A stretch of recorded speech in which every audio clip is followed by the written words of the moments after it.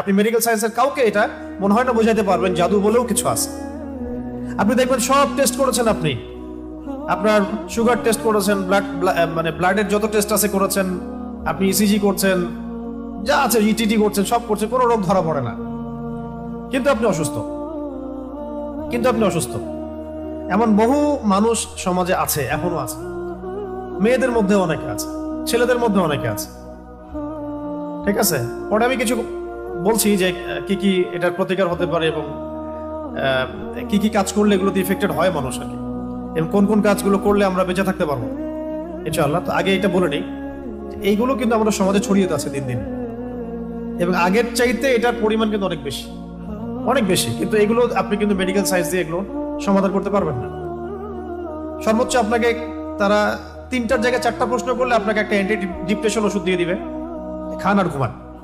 আপনি বেশি কথা বলতেছেন মানে আপনার সাইকোলজিক্যাল কোনো সমস্যা আছে, আপনি রিল্যাক্স করেন, রেস্ট করেন, ঘুমান। এগুলো যে সবাই মোটামুটি ফেস করে, আর যারা একটু ভালো অবস্থানে যায় তাদেরকে এগুলো বেশি ফেস করতে হয়। এটা গেলো শুধু সেহেরের কথা, এর সাথে আছে আইন, মানে মানুষের চোখ লাগা, এবং হাসাদ এবং হিংসা। 3টা শব্দ বললাম, সেহের, আইন, হাসাদ। সেহের, আইন, হাসাদ। সেহের তো সেহের বুঝলেন, জাদু। আইন মানে মানুষের বদনজর। হ্যাঁ, এই যে অপলক দৃষ্টিতে তাকায় থাকেন, এটাতেও ক্ষতি আছে, এটাতেও ক্ষতি থাকতে পারে। ফেসবুকে, অনলাইনে, ছবিতে, ভিডিওতে মানুষের তো ভাইরাল হওয়ার ধান্দা বেশি আর কি। এর মধ্যে যে কত ক্ষতি আছে এটা তো আমরা বুঝতে পারি না। আর এই ক্ষতিগুলো মোকাবেলা করার জন্য যে ইমান, আমল আর যে লাইফস্টাইল, যে তাসকিয়া এগুলো দরকার হয়, সেগুলো আমরা আবার হাসিল করতে চাই না, কিন্তু আমরা চাই যে আমরা ভাইরাল হয়ে যাই। মানুষ শো অফ করতে চায়, দেখাতে চায়, বডি দেখায়, জিম করে আসলাম, এটা দেখায়, ওইটা দেখায়, নিজের ফ্যামিলিকে দেখায়, আমি খুব সুখে আছি, আমি খুব ভালো আছি। এই যে শো অফ করতে করতে দেখা যায় ওইগুলো আস্তে আস্তে চলে গেছে জীবন থেকে।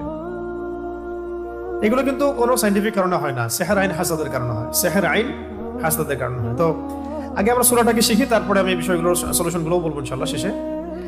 এখন এবার নবী সাল্লাল্লাহু আলাইহি ওয়াসাল্লাম তাকেও ক্ষমা করে দিলেন, এবং তখন সাহাবীদেরকে তিনি বললেন, আজকে রাতে আমার উপরে এমন 2টা সূরা নাযিল হয়েছে, এই সূরা 2টা তাওরাত, জাবুর, ইনজিল কোথাও নাই, এরকম সূরা মিসাল নাই। তারপরে আরেকজন সাহাবী বলেছেন ঝড় হচ্ছিল একদিন, ঝড়ের মধ্যে আমরা নবী সাল্লাল্লাহু আলাইহি ওয়াসাল্লামকে হারাই ফেললাম, তিনি কোথায়? তো তারা একটু শঙ্কিত বোধ করলেন, আমাদের নবীজি কোথায় চলে গেলেন। একটু পরে তিনি এসে বললেন যে আমার কাছে এমন 2টা সূরা আল্লাহ রাব্বুল আলামিন নাযিল করেছেন, যে এই সূরা 2টা যদি কেউ পাঠ করে, মানে সকাল সন্ধ্যায় নিয়মিত পাঠ করে, ইনশাআল্লাহ তাকে আল্লাহ পাক সব ধরনের ক্ষতি থেকে হেফাজত করবেন। কামা ক্বালা আলাইহিস সালাম, এরকম কাছাকাছি একটা অর্থ আছে। আর নবী সাল্লাল্লাহু আলাইহি ওয়াসাল্লাম নিজের আমল ছিল এরকম যে তিনি এই সূরা 2টার সাথে সূরা ইখলাসকে অ্যাড করে, এই সূরা 2টার সাথে সূরা ইখলাসকে অ্যাড করে, সূরা ইখলাস নিয়ে আমরা আলাদা দার্স করব ইনশাআল্লাহ। ওইটা আলাদা প্রসঙ্গ, তো এটা আলাদা প্রসঙ্গ, এই জন্য আমি আজকে নিয়ে আসিনি সূরা ইখলাসকে। সূরা ফালাক, নাস এবং ইখলাস এই 3টাকে একসাথে তিনি রাতের বেলা পড়তেন ঘুমানোর সময়। প্রথমে পড়তেন সূরা ইখলাস একবার, আবার বিসমিল্লাহ সহ সূরা ফালাক একবার, আবার বিসমিল্লাহ সহ সূরা নাস একবার। হাত দুটো একত্রিত করে ফু দিয়ে মাথা থেকে নিয়ে পুরো সারা গা তিনি মাসাহ করতেন। এই কাজটা তিনি 3বার করতেন। এই কাজটা কয়বার করতেন? 3বার করতেন। এছাড়াও তিনি পড়তেন সূরা আয়াতুল কুরসি পড়তেন, ওই তাসবিহে ফাতিমি তাসবিহ আমরা যেটা বলি, 33 বার সুবহানাল্লাহ, 33 বার আলহামদুলিল্লাহ, 34 বার আল্লাহু আকবার। সূরা মুলক পড়ার কথা এসেছে, এবং সূরা বাকারার শেষের আয়াতগুলো, সূরা আল ইমরানের শেষের আয়াতগুলো, এগুলো রাতের বেলার আমল। এগুলো নবী সাল্লাল্লাহু আলাইহি ওয়াসাল্লাম নিয়মিত আমল ছিল। এছাড়াও প্রত্যেক দিন সকালে, মানে বাদ ফজর, এবং সন্ধ্যায় বাদ মাগরিব, অনেকে বাদ আসরও বলেন, দুটো ঠিক আছে, বাদ ফজর বা বাদ আসর বা বাদ মাগরিব, আপনার সুবিধা অনুযায়ী 3বার করে সূরা ফালাক, সূরা নাস, সূরা ইখলাস। আগে সূরা ইখলাস, তারপর সূরা ফালাক, তারপর নাস। এভাবে 3বার করে পড়লে ইনশাআল্লাহ তাআলা, ইনশাআল্লাহ আযজা ওয়া জাল, ওই ব্যক্তিকে এই ধরনের কোনো সেহের, কোনো আইন, কোনো হাসাদ, কোনো ক্ষতি করতে পারবে ইনশাআল্লাহ। কোনো অবস্থায় যখন কোনো কাজ হচ্ছিল না, তখনই তারা এই অস্ত্র বেছে নেয়, দূর থেকে জাদু করা, হ্যাঁ, তন্ত্রমন্ত্র দিয়ে জাদু করা, যাতে সাপও মরে লাঠিও না ভাঙে। অনেকটা এমন বিষয় যে আপনার শত্রুকে আপনি চিনতেও পারবেন না, কিন্তু আপনি ক্ষতিগ্রস্ত হচ্ছেন। দেখবেন সম্পত্তি নিয়ে ক্যাচাল, তারপরে পারিবারিক ক্যাচাল, কিন্তু সামনাসামনি আপনার সাথে লড়ার মতো তার সেই কলিজা নাই, কিন্তু পিছন থেকে কিন্তু আপনাকে জাদু করলে বা সেহের আইন হাসাতে গেলে তখন আপনি ক্ষতিগ্রস্ত হচ্ছেন, আপনি চিনতেও পারছেন না কে আপনার ক্ষতি করছে। এটা তো অদৃশ্যের জগৎ, আপনি দেখতে পাচ্ছেন না। ঠিক আছে, এখানে প্রাসঙ্গিক একটা কথা বলে দিই, যারা এই কাজগুলো করে তারা একটা পরম্পরা মেনটেন করে এই কাজগুলো করে। কারণ ইবলিসের হায়াত অনেক লম্বা, সে পৃথিবীর ইতিহাস জানে কখন কোথায় কি হয়েছে। সে ভবিষ্যৎ হয়তো জানে না, অতীত সে জানে যে কখন কোথায় কি হয়েছে। ইবলিসের বহু অনুসারী আছে এবং এগুলো সবাই জিন, এগুলো সবাই কি জিন। আমাদের একজন স্কলারকে দেখলাম সেদিন, শোনেন এটা আবার অন্যভাবে নিয়েন না কথাটা, আমাদের একজন স্কলারকে আমরা দেখলাম যে উনি কোন একটা বয়ানে বলছেন, আমি নাম মেনশন করছি না, যে আমি যে বয়ান করছি আমার বয়ানের মধ্যে অনেক জিন শ্রোতাও আছে, উনি বললেন এক জায়গায়। তো দেখলাম অনলাইনে খুব ট্রল করলো তাকে নিয়ে কয়েকজন, এই দেখো কি বলতেছে, উদ্ভট কথা। কিন্তু তিনি যা বলেছেন এটা সত্য হতেই পারে, দার্সে জিন বসতেও পারে, মসজিদে নামাজে জিনরা নামাজ পড়তেই পারে। রাসূলুল্লাহ সাল্লাল্লাহু আলাইহি ওয়াসাল্লাম তায়েফ থেকে যখন তাকে তাড়িয়ে দেওয়া হয়েছে, নির্মমভাবে নির্যাতন করা হয়েছে, কারনুল মঞ্জিল নামক জায়গায় তিনি নামাজ পড়ছিলেন, জিনরা তার তেলাওয়াত শুনে ইসলাম কবুল করেছে। এখন ভালো জিন আছে না, ভালো জিনও আছে, অনেক জিন আছে আপনাকে মহব্বত করতে পারে কি ভাই, অনেক জিন আছে আপনাকে মহব্বতও করতে পারে। মহব্বত মানে ওই অর্থে না, ভালো অর্থেই। তারা তাদের মধ্যে, তারা তো উম্মতে মুহাম্মাদের অংশ, এবং এই কোরআন এই শরিয়া তাদের জন্য নাকি, এই কোরআন তাদের জন্য না। তো তাদের মধ্যে যেমন ভালো জিনও আছে, ঠিক তেমনি খারাপ জিনও আছে, খারাপদের সংখ্যাই বেশি। খারাপ জিনগুলো ওই সিলসিলা মেনটেন করে জাদুবিদ্যা, যত তন্ত্র মন্ত্র এবং যা উপকরণ এগুলো প্রোভাইড করে এমন কিছু মানুষের কাছে, যে মানুষগুলো জাদুবিদ্যার চর্চা করে। মনে রাখবেন, জাদু কখনো জিনের সাহায্য ছাড়া করা সম্ভব না, জাদু কখনো জিনের সাহায্য ছাড়া করা সম্ভব না। তন্ত্রমন্ত্র দিয়ে তারা জিনকে তাবে করে, বশ করে, এবং সেই জিনের ইবাদত করা তারা শুরু করে, জিনের জন্য নজর করে, জিনের জন্য মানত করে, জিনের জন্য পশু কুরবানি করে, জিনকে সেজদা করে, মানে জিনকে পাওয়ার চেষ্টা করে তারা। এবং জিনদেরকে আল্লাহ পাক কিছু ক্ষমতা দিয়েছেন, যে ক্ষমতাগুলো একটু এক্সট্রাঅর্ডিনারি আমাদের চাইতে। তো এইগুলোকে কাজে লাগিয়ে বেসিক্যালি এই জাদুগুলো করা হয়। বিচ্ছেদ জাদুর পিছনে একটা জিন থাকতে পারে, কারো দেখা গেল যে মানে সুস্বাস্থ্য নষ্ট করার জাদু করা হতে পারে। হ্যাঁ, কারো দেখা যেতে পারে এরকম যে এমন কোনো জাদু করা হয়েছে যে তার যেন সম্পদ ধ্বংস হয়ে যায়, তার বাচ্চা যেন ক্ষতিগ্রস্ত হয়, তার জানের জন্য কোনো ক্ষতি হয়, এরকমও জাদু করা হতে পারে। এইগুলো প্রত্যেকটা জাদুর ক্ষেত্রেই জিনদের কি থাকে, সক্রিয় ভূমিকা থাকে। শুধুমাত্র কবিরাজ জাদু করতে পারে না। আবার এই জাদু কাটার জন্য যদি আবার কেউ কবিরাজের কাছে যায়, তাহলে সে আবার তাকে এমন একটা প্যাচের মধ্যে ফেলবে যে সে আর এই মানে গোলক ধাতা থেকে বের হতে পারবে না।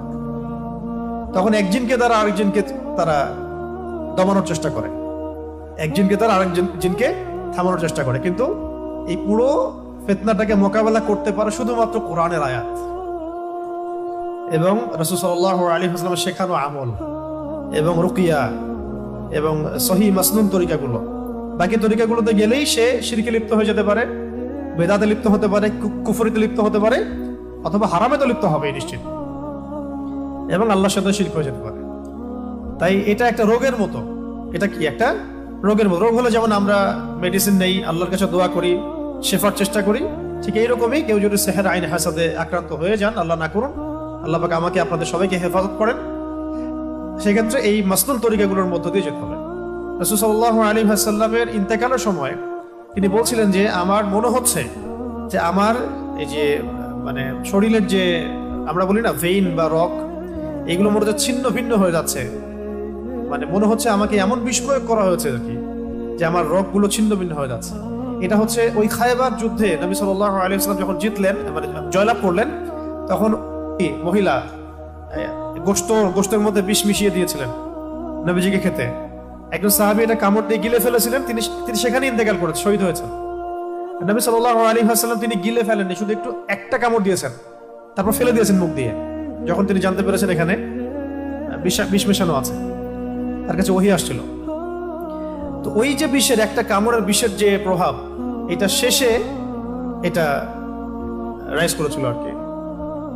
এটাও আপনি কিছু সিরাতের কিতাবে পাবেন যে নবী সাল্লাল্লাহু আলাইহি ওয়াসাল্লামকে বিষ প্রয়োগ করা হয়েছে, আর এরপরে তাকে এভাবে সেহের করা হয়েছে, জাদু করা হয়েছে। তাহলে এখানে একটা প্রশ্ন, একজন মানুষকে এত কষ্ট সহ্য করতে হচ্ছে কেন? মহামানবকে, একজন মহামানবকে যিনি আল্লাহ পাকের হাবিব, তাকে এত কষ্ট কেন সহ্য করতে হচ্ছে? কাদের জন্য? কাদের জন্য তার এত কষ্ট? এটা যদি আমরা উপলব্ধি করতে পারতাম, তাহলে এই সাতেমদের এগেইনস্টে যে আমরা আইনের কথা বলছি, বিদ্রোহ মানে মিছিল মিটিং স্লোগানের কথা বলছি না, এগুলোর প্রয়োজন হতো না। রাষ্ট্র নিজে এগুলো খুঁজে খুঁজে বের করে জবাই করে ডেকে দিত। যদি তারা বুঝতো যে নবী সাল্লাল্লাহু আলাইহি ওয়াসাল্লাম কে, তিনি কি করেছেন আমাদের জন্য, তার অবদান কি এই মানবতার মুক্তির দূত হিসেবে। এতটা নিমক হারাম মনে হয় উম্মাহ খুব কমই আছে আসলে বিশ্বের মধ্যে, আমরা যেটা করতেছি। আল্লাহ পাক মাফ করেন আমাদেরকে। কেন এত কষ্ট তাকে করতে হলো আমাদের জন্য? তিনি তো মাকামে মাহমুদে যাবেন, জান্নাতুল ফিরদাউসুল আ'লায় যাবেন। তিনি আল্লাহর হাবিব, তার আগেও কোনো গুনাহ নাই, পরেও কোনো গুনাহ নাই। কিয়ামতের মাঠে কোনো নবী সুপারিশ করতে পারবেন না, তিনি সুপারিশ করবেন। কিয়ামতের মাঠে কোনো নবী সুপারিশ করতে পারবেন না। কিসের সুপারিশ জানেন? 50,000 বছর মানুষ দাঁড়ায় থাকবে, বিচার শুরু হচ্ছে না। আল্লাহ পাক এত নারাজ সেদিন, বিচারটা শুরু করার কথা কেউ বলতেই পারবে না আল্লাহকে। আল্লাহ বিচারটা অন্তত শুরু করেন। দাঁড়ায় থাকতে থাকতে আমাদের অবস্থা খারাপ, প্রত্যেক মানুষেরই অবস্থা হয়ে যাবে, মানে ইল্লা মাশাআল্লাহ। তখন প্রত্যেক নবী রিফিউজ করবেন, আমি পারবো না। আদম আলাইহিস সালাম বলবেন না আমি না, নূহের কাছে যাও। নূহ আলাইহিস সালাম বলবেন না আমি না, ইব্রাহিম আলাইহিস সালামের কাছে যাও। এভাবে একে একে করতে করতে রাসূল সাল্লাল্লাহু আলাইহি ওয়াসাল্লাম পর্যন্ত আসবেন, যখন তিনি বলবেন যে আমি সুপারিশ করব, আজকের এই সুপারিশ আমার জন্য। তাও মানুষ দেখবে যে রাসূল সাল্লাল্লাহু আলাইহি ওয়াসাল্লামকে সুপারিশ করানোর জন্য বোরাক নিয়ে আসা হচ্ছে উপর থেকে, আসমান থেকে। জিবরাইল আলাইহিস সালাম আসছেন, তিনি সেখানে উঠছেন, উপরে নিয়ে যাওয়া হবে। মানুষ দেখতে পারবে একটা বিশাল অট্টালিকার সামনে, আসমান এবং জমিনের মাঝখানে। এটা হচ্ছে মাকামে মাহমুদ। এখানে গিয়ে রাসূল সাল্লাল্লাহু আলাইহি ওয়াসাল্লাম সিজদায় পড়ে যাবেন। কত বছর সিজদায় চলে যাবে আল্লাহ ভালো জানেন। এবং তিনি তখন এমন কিছু তাসবিহ পড়বেন, এমন কিছু প্রশংসা করবেন, যেটা আজ পর্যন্ত কেউ আল্লাহ পাকের শানে করে নাই। আল্লাহ পাক তাকে সেটা শিখাই দিবেন, তখন ইনস্ট্যান্ট শিখাই দিবেন। তারপরে তিনি বলবেন, ওঠো আমার হাবিব, তুমি চাও কি চাও, তোমার দোয়া কবুল করা হবে, তোমার সুপারিশ কবুল করা হবে। তিনি তখন বলবেন, আল্লাহ বিচারটা অন্তত আগে শুরু করে, বিচারটা অন্তত শুরু করে। তো আমরা আসলে সত্যি কথা বলতে আমরা চিনতেই পারি নাই যে আমরা কারণ না। আফসোসের শেষ নাই, মানে বলতে থাকলে প্রসঙ্গ অন্যদিকে চলে যাচ্ছে। তো আফসোসের শেষ নাই। আপনি খেয়াল করে দেখবেন যে পিছনে লা ইলাহা ইল্লাল্লাহ মুহাম্মাদুর রাসূলুল্লাহ কালিমা লিখে মানুষ কালিমার সাথে কুফরি করতেছে। মন্ত্রণালয় খুলে বসে আছে পিছনে লা ইলাহা ইল্লাল্লাহ মুহাম্মাদুর রাসূলুল্লাহ, না লা ইলাহা ইল্লাল্লাহ সে মানে না মুহাম্মাদুর রাসূলুল্লাহ মানে। কিন্তু লিখার কি দরকার আছে? তাহলে ওটা খুলেই ফেলে দেখ, তাহলে স্পষ্ট হবে যে তারা কাফের। এদিকে লেবেলও লাগাবে যে আমি মুসলিম, আর কাজও করবে কাফেরের মতো, যাতে ওলামা ইকরামদেরকে একটা দ্বিধার মধ্যে রাখা যায় আসলে তারা মুসলিম না কাফের। ফতোয়া তো দিতে হবে একটা, তখন কাফের হলে এক ফতোয়া আসবে, মুসলিম হলেও এক ফতোয়া আসবে, তাই না? পিছনে লা ইলাহা ইল্লাল্লাহ, কোনো ইলাহ নাই আল্লাহ ছাড়া, মানে কোনো বিধানদাতা নাই আল্লাহ ছাড়া, কিন্তু আমরা আছি জমিনে, তাই না? বিষয়টা তো তাই। পিছনে লিখে রাখছে লা ইলাহা ইল্লাল্লাহ, কোনো ইলাহ নাই, কোনো উপাস্য নাই আল্লাহ ছাড়া। মন্ত্রণালয় সবগুলোতে ইলাহ আছে, আমরাই ইলাহ, বিধান আমরাই দিচ্ছি। নাউযুবিল্লাহি মিন যালিক। মুহাম্মাদুর রাসূলুল্লাহ মানে মুহাম্মদ সাল্লাল্লাহু আলাইহি ওয়াসাল্লাম ছাড়া কি নাই, কোনো রোল মডেল নাই আমাদের। এক কথায় কোনো রোল মডেল নাই, তিনি আমাদের একমাত্র রোল মডেল, আমাদের উসওয়াতুল হাসানা। কিন্তু জমিনে কাজ করতে গিয়ে প্রত্যেকটা ডিপার্টমেন্টে মুহাম্মদ সাল্লাল্লাহু আলাইহি ওয়াসাল্লামের তরিকাকে একদম জাদুঘরে রেখে দিয়ে নিজেদের সব মন গড়া বিধান রচনা করতেছে। কত বড় হঠকারিতা চিন্তা করছেন? এই জন্য আমি বলি যে এটা অন্তত সরাই দেখ, করতে তো পারবে না, তো সরাই দেখ, ওটা লেখার দরকার কি বলে? অ্যাটলিস্ট স্পষ্ট হবে যে হ্যাঁ তারা কাফের অথবা তারা মুনাফিক। তখন বিধান সেইভাবে করতে হবে, তখন ফতোয়াগুলো সুন্দর স্পষ্ট আসবে। মুনাফিকদের ব্যাপারে এই ফতোয়া, সাধারণদের ব্যাপারে এই ফতোয়া, কাফেরদের ব্যাপারে এই ফতোয়া। এদিকে ইসলামের লেভেলও রাখবে, এদিকে কাজও করবে কুফরির তাগুতি সিস্টেমের, মানে আল্লাহর দুশমনদের দাসত্বও করবে, জায়নিস্টদের। আবার এদিকে বলবে আমি মুসলিম। এগুলো কি?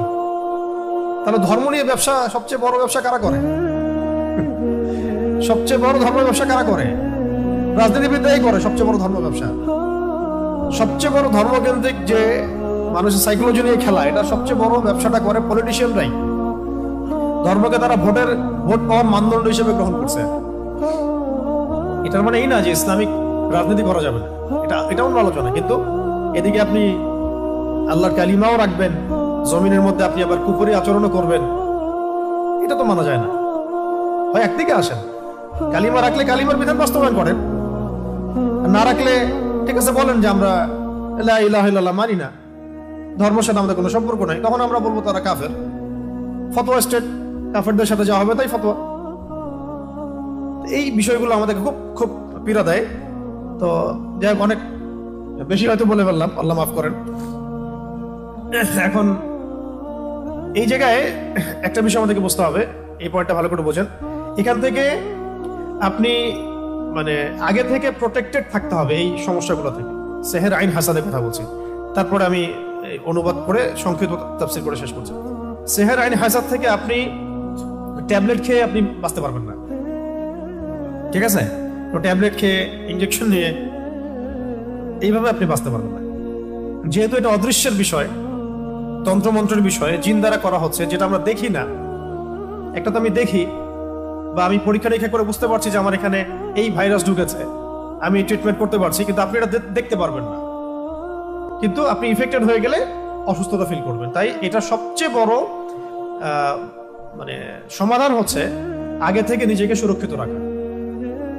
কিভাবে আগে থেকে আমরা নিজেকে সুরক্ষিত রাখতে পারি? এক নাম্বার, পয়েন্টগুলো খুব ভালো করে মনে রাখতে হবে। এক নাম্বার হচ্ছে দৈনন্দিন ফরজ ওয়াজিবকে ছাড়া যাবে না। অনেক দিনই বোন দেখা যায় বলে যে আমাদের এই সমস্যা হয়েছে, কিন্তু এদিকে সে পর্দা করে না। তো পর্দা না করলে আপনার তো সমস্যা হবেই, হইতেই পারে। যেখানে রাসূল সাল্লাল্লাহু আলাইহি ওয়াসাল্লাম কে আল্লাহ রাব্বুল আলামিন এই পরীক্ষায় ফেলেছেন আমাদের জন্য, যাতে আমরা এই সূরাগুলো পেয়ে যাই। যদি সেদিন রাসূল সাল্লাল্লাহু আলাইহি ওয়াসাল্লাম এভাবে ইফেক্টেড না হতেন, তাহলে এই সূরাগুলো আমরা কোন মাধ্যমে পেতাম? তাই না? এই সূরা থাকবে কিয়ামত পর্যন্ত, যে কিয়ামত পর্যন্ত যত মানুষের সমস্যা হবে এই সূরাই হচ্ছে সলিউশন। কত বড় হিকমা আল্লাহ পাকের!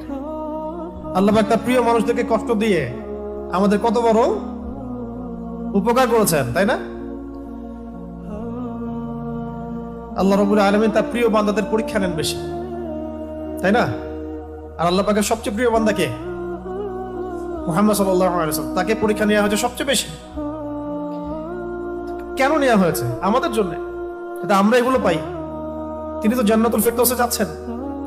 আপনারা তার সম্পর্কে হাদিসগুলো পড়তে থাকেন, দেখবেন নিজেকে আপনি আসলে মেলাতে পারবেন না যে আপনি আমি কোন সমাজে বাস করতেছি। কারো মধ্যে কি সামান্য এই চেতনাবোধটুকু কাজ করতেছে না যে সে রাসূল সাল্লাল্লাহু আলাইহি ওয়াসাল্লামের উম্মাহ?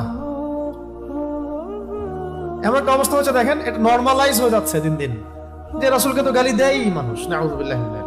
দেখছেন খেয়াল করে? আগে একটা গালি দিলে তখন সবাই একসাথে প্রতিবাদ করত। আস্তে আস্তে আস্তে ব্যাপারটাকে নরমালাইজ করা হলো।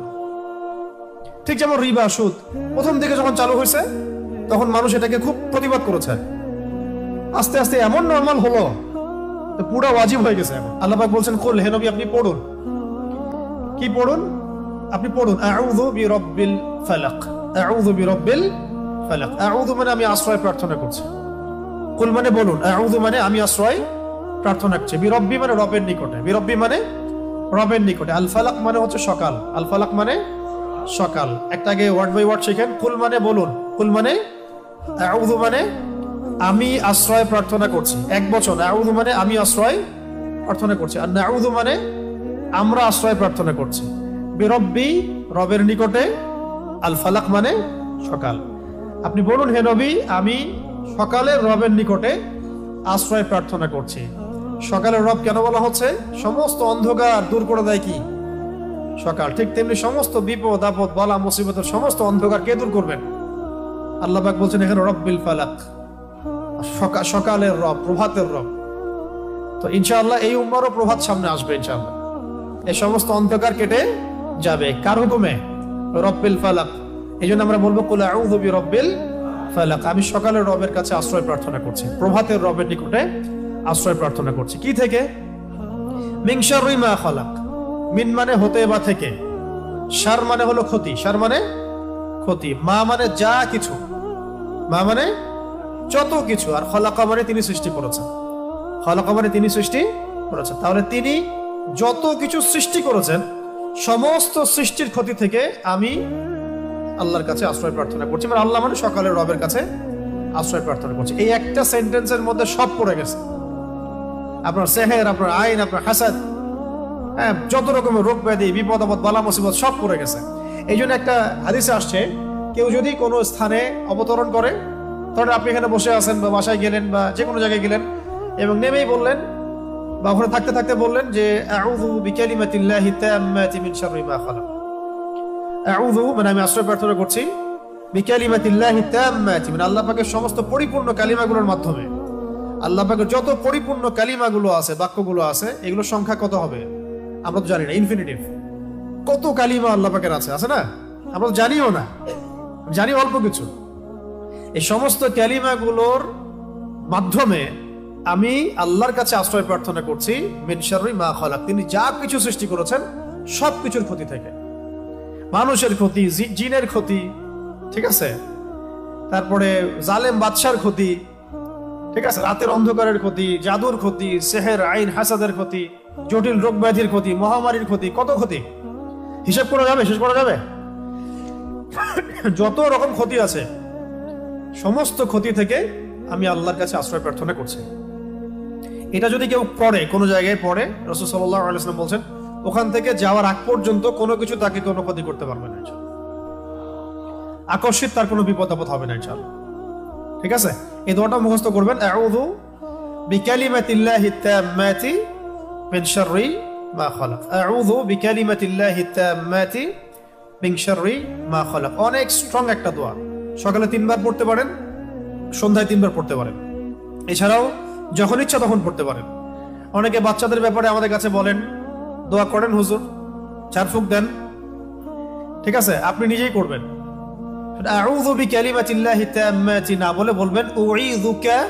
যদি একটা ছেলে হয় তাহলে বলবেন উঈযুকা, যদি একটা মেয়ে হয় তাহলে বলবেন উঈযুকি, আর যদি একটা ছেলে একটা মেয়ে হয় বলবেন উঈযুকুমা, আর যদি অনেকগুলো বাচ্চাকে একসাথে ঝাড়ফুঁক করতে চান বলবেন উঈযুকুম। 4টা ক্ষেত্র বললাম, ঠিক আছে। একটা ছেলে হলে কি বলবেন উঈযুকা বিকালিমাতিল্লাহি তাম্মাতি মিন শাররি মা খালাক, দিয়ে ফু দিয়ে দিবেন। একটা মেয়ে আছে আপনার, একজন মেয়ে আসছে, বলবেন উঈযুকি বিকালিমাতিল্লাহি তাম্মাতি মিন শাররি মা খালাক। একটা ছেলে একটা মেয়ে বসে আছে আপনার, বলুন উঈযুকুমা বিকালিমাতিল্লাহি তাম্মাতি মিন শাররি মা খালাক, ফু দিয়ে দিবেন। ইমাম হাসান এবং হুসাইন রাদিয়াল্লাহু আনহুমা তারা নবী সাল্লাল্লাহু আলাইহি ওয়াসাল্লামের কাছে আসতেন, খেলাধুলা করতেন, ঘাড়ে উঠতেন, পায়ে বসতেন, কোলে বসতেন, তিনি আদর করে বলতেন উঈযুকুমা বিকালিমাতিল্লাহি তাম্মাতি মিন শাররি মা খালাক, ফু দিয়ে দিতেন। এগুলো মাসনুন তরিকা, এগুলো করলে বাচ্চা দেখবেন যে ভালো আছে, সুস্থ আছে, ভালো আছে, নিরাপদে আছে, আল্লাহ পাক ফেরেশতা দিয়ে হেফাজত করবেন ইনশাআল্লাহ। ঠিক আছে, এখন এটা একটা, আরো দোয়া আছে, অনেক দোয়া আছে, ওইগুলো এক বৈঠকে বললে মনে রাখতে পারবেন না। এই যে একটা কিতাব আছে হিসনুল মুসলিম, এটা বাসায় রাখতে পারেন, আর একটা আছে হিসনে হাসিন, হিসনে হাসিন, এটাও সুন্দর, মাশাআল্লাহ চমৎকার, এটা রাখতে পারেন। এগুলোর মধ্য দিয়ে এগুলো শিখতে পারবেন ইনশাআল্লাহ।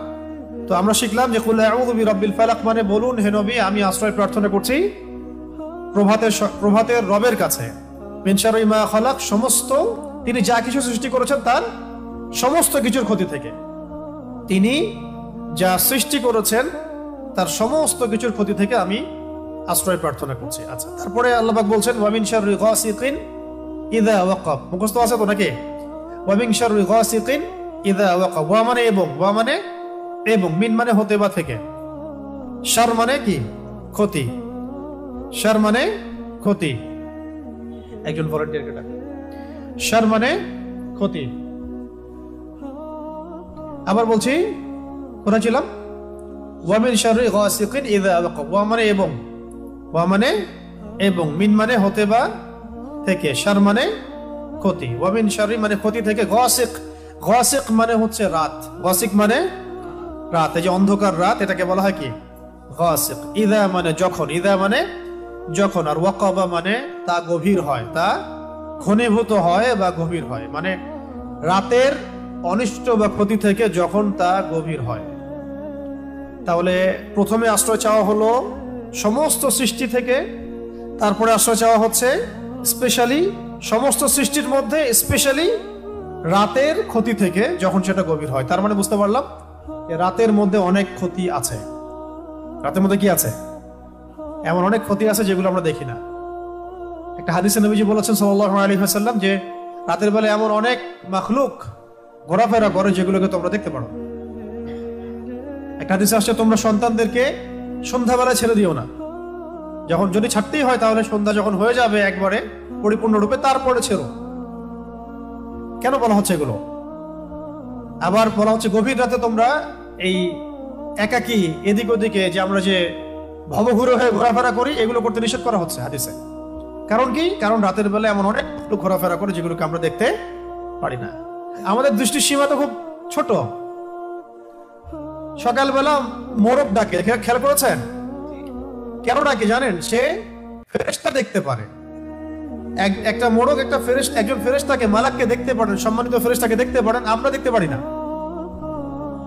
ওই জন্য তখন পড়তে হয় আল্লাহুম্মা ইন্নী আসআলুকা মিন ফাদলিকা, আল্লাহুম্মা ইন্নী আসআলুকা মিন ফাদলিকা। আবার দেখো রাতের বেলা কুকুর চিল্লাচিল্লি করে বেশি। রাতের বেলা কি করে? কুকুর চিল্লাচিল্লি করে বেশি। রাত কুকুরের ডাক শুনলে আমাদেরকে পড়তে হবে আউযু বিল্লাহি মিনাশ শাইতানির রাজিম। কারণ কুকুর দেখতে পারে জিন শয়তান। কুকুরের দৃষ্টি আমাদের দৃষ্টির চেয়ে এখানে প্রপার, সে দেখতে পারে জিন শয়তান, আমরা দেখতে পারি না। একটা মোরগ দেখতে পারে ফেরেশতাকে, আমরা দেখতে পারি না। তা আমাদের দৃষ্টি খুবই দুর্বল। আমরা আবার এই দৃষ্টি নিয়ে ফেরাউন বলেছিল যে আল্লাহকে দেখতে চাই, নাউযুবিল্লাহ, তাই না? আস্তাগফিরুল্লাহ। তো এখন কথা হচ্ছে যে রাতের মধ্যে ক্ষতি আছে। এই জন্য রাতের বেলা, এখন তো রাত দিন হয়ে গেছে, দিন রাত হয়ে গেছে, এই কারণে রাতের বেলা যারা দুনিয়াবি কারণে বা ফাহেসা কাজে ব্যস্ত থাকেন, একটা তো দিনই এলেম চর্চা করা, রাত জেগে ইবাদত করা, সেটা তো আলাদা বিষয়, সেটা অনেক বেশি ফজিলতেরও। রাত জেগে ইলম চর্চা করা ফজিলতের। একটু ঘুমাবে, একটু ইলম চর্চা করবে, একটু নামাজ পড়বে, এটা তো অনেক ভালো, এটা দরবেশ বলা কাজ। কিন্তু অনেকে দেখা যায় টিভি দেখে, মুভি দেখে, গান শুনে, হ্যাঁ, কনসার্ট করে, এখানে ওখানে বন্ধুদের সাথে আড্ডা মেরে, বাইক চালায়, রাতের বেলা এদিক ওদিকে ঘুরে বেড়ায়, হ্যাং আউট করে, এভাবে সময় নষ্ট করে রাতে। তাদের ক্ষেত্রে এই সেহের আইন হাসাদ হয়ে যায়।